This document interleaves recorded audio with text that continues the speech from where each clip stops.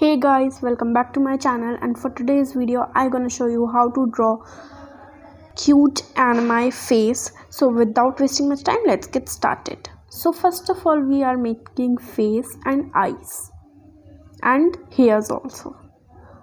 So you can see how I am making. This is so simple drawing. You can make in 10 or 2 minutes. Sorry, 10 or 12 minutes. So our eyes is ready. Now we are making scarf and hands. Hands are too cute, and we are making now legs. So we have to make legs little bigger, and now I'm making the anime ears. There are big ears of anime like rabbit, and now we are making mushroom.